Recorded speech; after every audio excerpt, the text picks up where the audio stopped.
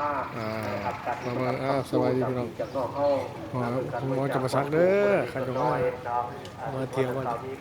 มาเที่ยวกันมาหาญาติพี่น้องนี่มาเบิ่งน้ำกันผมก่อกวางใหญ่มันคือกัน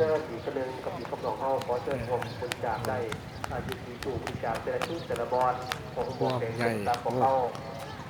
นี่ประมาณกระเวกตาคนใหญ่สะดวกสบายผู้ใดมาเที่ยว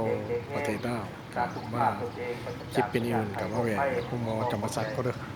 หลวงควงใหญ่รถหน้าจวดสบายอย่างเลย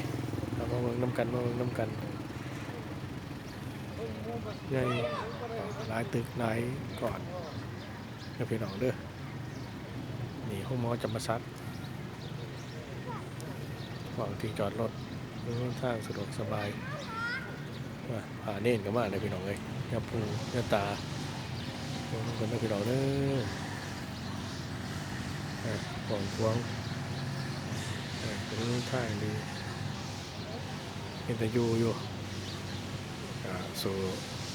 ปกติเขาจะเล่นกับสิสูอะไรอย่างนะกับซัมนี่มาจากนะครับเข้าไปเข้ามาสู่บนทางของประเทศไทยก็ได้นะคนนั้นเพื่อนประเทศเป็น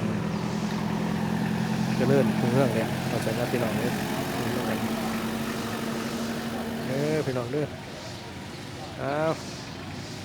คลิปนี้กับพ่อสมัยนะพี่น้องเลยขอบใจได้หลายเด้อผ่านเด้อส่งของมาขโมยวันหน้าพี่น้องมาส้มมายังกันแน่คนไหลคนแสได้เด้อพี่น้องเด้อ